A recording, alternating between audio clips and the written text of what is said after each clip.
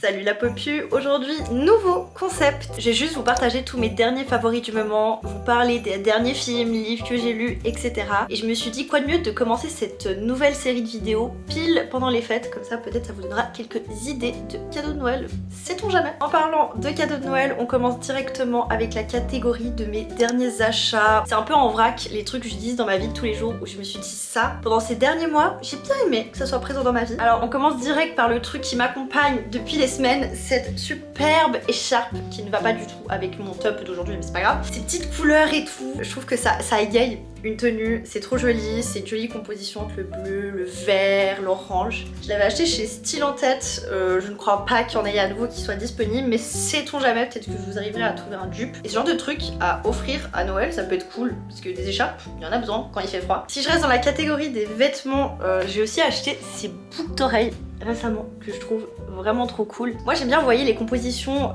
d'oreilles avec plein de piercings et tout, sauf que j'ai pas spécialement envie de me faire plus percer que ça. Et je trouve que ce genre de boucles d'oreilles, bon ça fait genre déjà depuis l'année dernière que ça existe, mais moi je suis un peu en retard, ça apporte quelque chose plus que des simples créoles. Du coup c'est un peu, en ce moment depuis que je les ai achetés, je ne mets plus que ces boucles d'oreilles. Ensuite, rien à voir, j'ai découvert ces bougies. En gros le concept c'est que la ficelle, bah, en fait c'est du bois, et du coup quand tu allumes une bougie, t'as vraiment ce crépitement. J'adore. En fait de base moi j'allumais des bougies, mais j'avais pas plus de plaisir que ça en allumer, et depuis que j'ai ça, j'adore. Et celles-ci elles sont spécialement extrêmement bon, c'est celle à la vanille. Ah, surtout à cette période là de l'année, t'as l'impression d'être riche quand t'as ça, voilà, avec le petit son.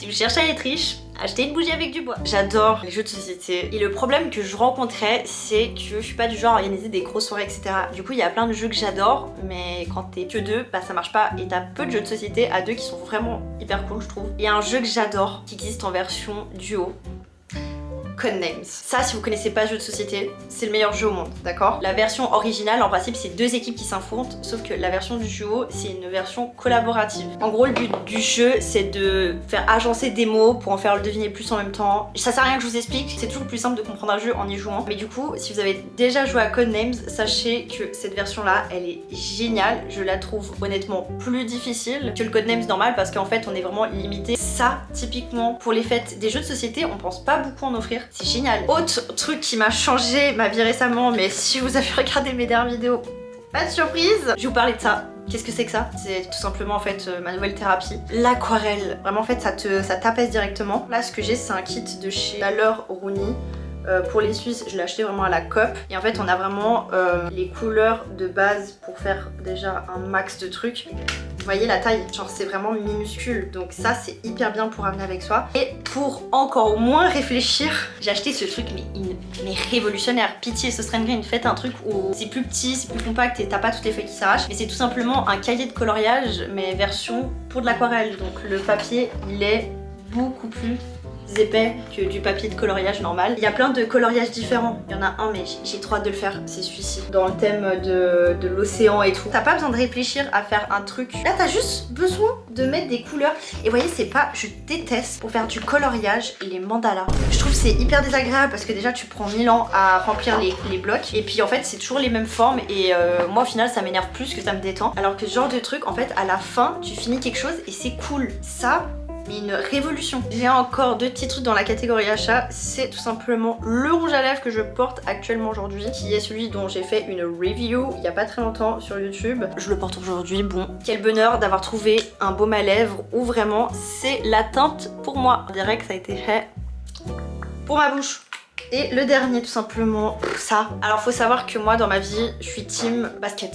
J'ai la même paire de baskets et c'est tout. C'est mes chaussures tous les jours. J'ai investi dans des mocassins. Et ça, vraiment, je pensais pas que ça allait autant faire une différence dans ma vie de tous les jours, mais ça le fait. J'ai tellement peu accordé d'importance aux chaussures dans mes tenues, alors que vraiment un truc comme ça te change toute une vibe de ta tenue. Je me sens un peu plus grande dame. Ça sent que je suis en train d'arriver à mon quart de siècle, je pense, en tant que personne. Meilleur investissement. Je suis trop heureuse. Je pensais pas que j'allais autant les utiliser. Elles sont tellement agréables et elles me font aucune cloque ni rien que je les mets du coup presque autant que mes baskets, voire plus. Je me suis mis de la terre partout sur moi, bien évidemment. Oh, en plus j'ai un pantalon blanc. Bref, on passe à la catégorie des films et séries que j'ai vues ces dernières semaines. Dans ma tête, j'ai l'impression que j'ai vu tellement de films, mais je me rappelle pas lesquels. J'en ai noté ici certains. Je me mets un peu à droite comme ça, je vous laisse la superbe affiche. Oui, ici. Film que j'ai regardé il y a un petit moment maintenant, c'est Blink Twice, qui est réalisé par Zoé Kravitz. L'histoire, bah déjà je crois qu'il faut que je fasse des trigger warnings.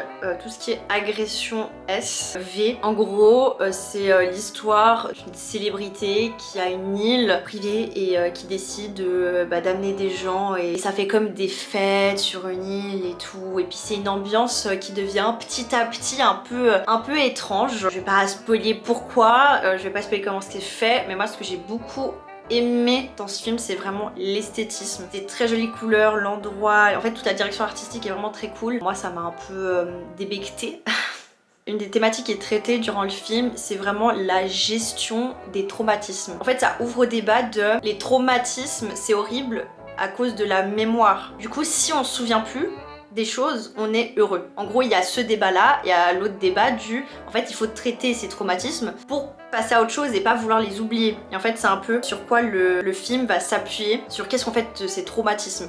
Et je trouve, du coup, en plus c'est très intéressant avec les affaires actuelles dans la presse people, un film comme ça qui soit sorti maintenant, je pense pas que c'est un hasard. Les acteurs, je trouve qu'ils jouent très bien. Honnêtement, je le conseille, mais je pense maintenant que j'ai annoncé les trigger warnings, ce sera plus agréable pour vous. On dirait que je spoil, mais enfin on regarde la bande-annonce, on comprend très rapidement de quoi ça va parler. Je sais pas si les gens moins de 16 ans, je pense. Mais c'est un thriller, hein, donc forcément il y a des choses, c'est fait un peu pour t'angoisser. Prochain film, énorme coup de cœur. Mais énorme coup de cœur. C'est pour vous dire, je suis allée le voir 2 fois au cinéma. Le Robot Sauvage. Je ne pensais pas que ce film allait autant m'impacter. J'aime bien les films d'animation, mais généralement je vais en voir un peu, c'est pour mon enfant intérieur. Le film Le Robot Sauvage, qui est le dernier film qui a été sorti par la maison DreamWorks, qui a réalisé bien évidemment Shrek. Et ça faisait un petit moment que la maison, en fait, elle faisait que... ça ne marchait pas. Et du coup, je trouve que Le Robot Sauvage, ça a été une super façon de revenir. J'aime beaucoup la réalisation. Il y a des scènes magnifiques. Mais vraiment, vers le début du film, il y a une scène qui m'a... J'ai trouvé que c'était du génie de faire un truc comme ça. Vous savez, dans les films d'animation, on essaye de faire en sorte que ça plaise autant à des très jeunes personnes comme à des très âgés. Et du coup, il y a un peu ce double langage qui s'entremêle pour que les adultes puissent aussi regarder entre les lignes ce que le film essaie de nous faire voir. Et je trouve que c'est un des derniers films que j'ai trouvé qui était le plus incroyable, complexe, complet dans sa façon de traiter des thématiques, parce que ça va autant parler évidemment d'écologie, de tout ce qui est nouvelle technologie, la protection animale, ça va aussi traiter la thématique de la maternité, de l'adoption, de la discrimination, de la cohésion sociale, des conflits, on va dire, entre peuples. Il y a énormément de thématiques qui sont traitées. C'était tellement un coup de cœur quand je l'ai vu, j'ai pleuré 3 fois. Que je suis allée le revoir une 2e fois, vraiment, c'était 2 jours après. J'ai encore vu d'autres choses qui étaient en fait derrière, mais c'est beaucoup... moi j'adore interpréter, voir le double sens des choses, et je trouvais que ce film, en plus de la beauté et même dans sa première histoire, sa première ligne narrative que je trouve qui est très complète, tout ce qui est traité, je trouve que c'est d'une richesse et ça fait du bien. Et surtout que je pense que c'est des thèmes qui sont très importants à être abordés de nos jours, et surtout pour les plus jeunes, mais je le conseille aussi pour des personnes plus âgées. Moi c'est un film qui m'a fait beaucoup de bien. Le prochain, L'amour ouf, réalisé par Gilles Lelouch. Je ne sais pas si je vais faire l'unanimité. L'unanimité, on dit comme ça.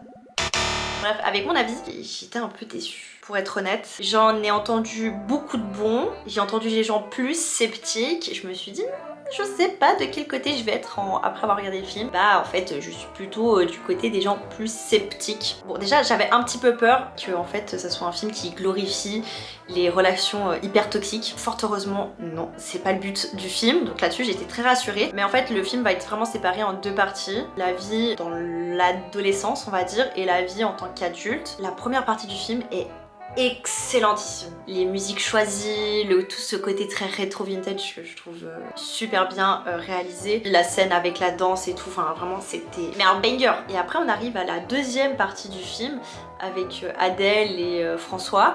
civile, parce que je vais l'appeler François, ça fait un peu bizarre. C'est comme si, vous voyez, vous avez fait un gâteau, vous avez mis de la levure et vous le voyez gonfler dans le four. Et le moment où vous éteignez le four, il y a tout le soufflé, il redescend et ça devient un peu plus pâteux. Et vous vous dites, waouh, on est tellement au climax, on chute. J'ai été déçue parce qu'en fait, je trouve que c'était tellement d'une justesse. Et il y avait tellement de choses apportées au début, c'était tellement bien posé le contexte, qu'au final, comment ils sont revenus dessus, j'ai l'impression que ça n'a pas beaucoup apporté à l'histoire et que les discussions, elles manquaient de profondeur. Et je trouve ça terriblement dommage. C'est vraiment dommage que la qualité qui était présente dans la première partie du film n'a pas été tirée jusqu'au bout. Je comprends qu'on puisse aimer, mais un peu déçu. Maintenant, on passe à la rubrique des livres. J'en ai plein. Alors, par quoi on va commencer? Clara Liebrousse de Stéphane Carlier. Donc en gros l'histoire c'est une coiffeuse qui tombe un peu en amour pour Proust. En très résumé, je trouve que si vous avez de la difficulté à avoir de l'attention et à rentrer dans un livre rapidement, je vous le conseille parce qu'en fait il se lit très très vite, c'est court, c'est simple, l'écriture, sur un ton léger, c'est un livre qui fait du bien, c'est une petite caresse. En soi, tous les livres que je vais vous montrer, je les conseille, donc voilà. Ensuite, Le parfum des portes anciennes. On m'avait conseillé ce livre parce que j'adore Changer l'eau des fleurs de Valérie Perrin. C'est la relation entre une femme d'une cinquantaine d'années qui travaille dans une ferme et une fille qui s'est échappée, je crois encore mineure ou peut-être voilà, 17 ans, qui souffre d'anorexie et qui s'est échappée de la clinique dans laquelle elle était enfermée pour ses troubles du comportement alimentaire. Et en fait on va voir la rencontre des deux. Cette fille en fait elle va rester dans cette ferme et on suit un peu du coup toute cette relation. On essaie de comprendre pourquoi cette femme âgée elle cache autant de sa vie. Et j'ai beaucoup aimé parce qu'en fait c'est deux personnages qui sont hyper complémentaires parce qu'on sent que cette jeune fille elle est hyper énervée contre la vie, vous voyez. Elle est enragée de ce qui se passe et cette femme a l'air très indifférente de tout ce qui se passe dans sa vie. On va vite se rendre compte que ça cache quelque chose. Des personnes qui sont aussi froides, rigides, souvent il y a quelques traumatismes peut-être derrière qui sont importants à être élucidés et j'ai beaucoup aimé. Ensuite le livre Bélazar de Jérôme Chantreau. C'est l'histoire d'un enseignant qui enquête sur le décès d'un de ses élèves. On a dit qu'il s'est quick, mais au final on soupçonne une bavure policière. On suit l'enseignant qui fait son enquête. C'est un mix entre de la fiction et une histoire vraie, mais on sait tous les noms et tout sont anonymisés. C'est un livre que j'ai adoré, mais vraiment j'ai eu beaucoup de peine à accrocher au début. De base j'aimais pas du tout l'enseignant qui écrivait le livre. Je kiffe pas trop la vibe. J'ai pris beaucoup de temps à rentrer dedans et au final j'ai beaucoup aimé comment ça a été traité le sujet et du coup on a à la fois comment la famille vit le deuil, comment cette personne en fait elle a une personnalité un peu différente par rapport aux yeux des gens qui vont raconter comment elle était dans sa vie de ce jeune garçon qui était assez bizarre. C'était un peu un anarchiste, vous voyez, il était vraiment marginalisé de la société. C'est très intéressant, ne vous attendez pas forcément à lire un polar, je dirais pas que c'est la volonté du livre. Voilà, c'est un peu enquête avec un peu des réflexions sur la vie, c'est un peu introspectif. Mais plutôt introspectif de quelqu'un d'autre. Mais finalement parfois en s'interrogeant sur les autres, on s'interroge sur soi-même. Ensuite, je n'ai pas encore fini, je suis encore en train de le lire, je n'en peux plus. Le dernier livre de Sally Rooney qui est Intermezzo. Alors je l'ai acheté en anglais, c'est pour ça que je suis aussi lente. Bon après, j'arrive gentiment à la moitié, mais vous voyez, le livre est gros et c'est pas écrit en super gros, donc il est quand même conséquent. Mais de ce que j'ai lu pour l'instant, c'est du Sally Rooney, hein, vraiment. La spécificité, je trouve, de cette autrice, elle a un côté pour créer des personnages qu'on dirait qu'on a déjà rencontrés dans notre vie. Il s'est écrit d'une justesse, c'est tellement réaliste. Les dialogues, c'est comme dans Normal People, ça s'entremêle à la narration. Et parfois, les phrases des dialogues sont complètement au milieu des paragraphes. Dans cette histoire, on suit deux histoires parallèles de deux frères qui ont arrêté de se parler et malheureusement leur père est décédé et du coup ils ont été remis en contact. Et en fait, on a le grand frère qui est avocat. Personnellement, moi il m'agace un petit peu, hein. Et le petit frère, joueur d'échecs. On va beaucoup les suivre dans comment ils gèrent leur relation amoureuse et toutes ces réflexions. En fait, c'est vraiment, je trouve, un livre qui est là pour faire voir deux personnalités assez différentes, deux façons de concevoir l'amour, les relations. Pour l'instant, de ce que je lis, c'est complètement un peu à l'opposé. Les personnages réfléchissent beaucoup sur ce qu'ils disent, le poids de leurs mots, le poids de leurs actions, un peu ce côté overthinking les choses, de je suis en train de faire ce geste et je pense à ça. Et en fait, on est vraiment embarqué dans parfois ce flux de nos têtes où on pense à un milliard de trucs avec ces personnages. Et personnellement, moi, j'adore ce style d'écriture, enfin j'adore son style d'écriture à cette chère dame. Donc je ne peux que vous le conseiller pour l'instant. Je pense que je n'aurai pas fini le livre quand cette vidéo sera sortie, mais je vous dirai sur Insta, n'hésitez pas à me suivre, ce que j'en ai pensé quand j'aurai enfin fini de le lire. Finalement, le dernier livre que j'ai à vous présenter, Lou, bien évidemment, toujours là la madame. Elle vient de fêter ses 20 ans et du coup Julien Nil a sorti un énorme livre. Toutes les choses qui l'ont aidé en fait à concevoir les BD, certaines planches, on a un super croquis et en fait on a toutes les BD, tout. C'est un livre qui est énorme, c'est pas un livre qui... c'est pas une BD, c'est vraiment... c'est voir le processus de la création de quelqu'un qui fait de la bande dessinée, qui écrit des choses. C'est hyper stimulant pour la créativité de voir le processus, comment font en fait ces personnes qui arrivent à sortir des mini chefs-d'œuvre comme ça, par-ci par-là. C'est un peu comme si vous regardez des magazines de mode pour vous inspirer, vous voyez. Très heureuse, ça peut être un très joli cadeau de Noël. Catégorie musique et podcast. Dans le cadre d'une soirée, j'ai découvert l'artiste Fatoumata Diawara, j'espère que je le dis juste, je la connaissais pas du tout et elle a fait par exemple des featuring avec Disclosure ou même Gorillaz. Ça par exemple c'est ce qu'elle avait fait avec Disclosure, mais celle que j'ai écoutée et qui m'a fait faire waouh, j'aime ça, c'est la musique Nterini. J'espère que je la dis juste. Sur Spotify, elle a 835 000 auditeurs par mois. Ce n'est pas n'importe qui, mais jamais entendu ce prénom, donc je vous le donne. Après, niveau podcast, j'en ai deux. Premièrement, bien évidemment, je pense qu'il y en a plusieurs d'entre vous qui connaissent déjà, mais Hot Girls Only avec Chloé et Louise. C'est un podcast où c'est un peu mood sororité. C'est un mood très léger, mais en même temps on parle de sujets, mais c'est hyper fun. Et moi c'est des moments que j'aime écouter où juste je suis bien. Et souvent c'est des podcasts que j'écoutais quand je courais, comme ça me faisait penser à autre chose. Et récemment elles ont fait un featuring avec Pardon GPT, qui est un autre podcast. J'avais déjà entendu parler, mais j'ai pas pris plus le temps d'écouter. Mais le podcast qu'ils ont fait ensemble est hilarant. J'ai même pas envie de spoiler. Moi je l'ai trouvé génial. Est-ce que c'est parce que je connais très bien Hot Girls Only et du coup mais je vous le conseille et ça m'a donné envie d'écouter les autres podcasts de Pardon GPT, donc peut-être que pour le deuxième épisode de cette série vidéo il sera dans ces catégories. Et le deuxième podcast que je voulais présenter s'appelle Bientôt la Fame, qui est tout simplement un podcast qui va mettre en avant les stand-uppers, du coup pas encore connus, qui sont sur la route de Bientôt c'est la Fame, et je trouve ça super cool. En fait il y a un ton, du coup vu que c'est des stand-uppers, je sais pas si on dit stand-uppeuses pour les femmes, c'est un ton hyper léger, c'est drôle, mais d'un autre côté c'est cool parce que quand tu te lances dans un métier comme ça dans ta vie, c'est quand même pas des choix qui sont mis en avant. Vous voyez, le conseiller d'orientation ou la conseillère d'orientation, si tu dis je vais devenir stand-upper, généralement on va dire super choix Émile, va dans cette voie. Donc c'est hyper cool aussi de voir eux, le fait qu'ils aient fait ce choix dans leur vie, qu'est-ce que ça a amené, et aussi de rigoler sur plein de sujets et tout. Les podcasts sont généralement très bien construits. En fait on parle plein de trucs et ça a du sens, c'est toujours, il y a une bonne transition entre les trucs. Prochaine rubrique, les applications. Alors je pense que ça va pas venir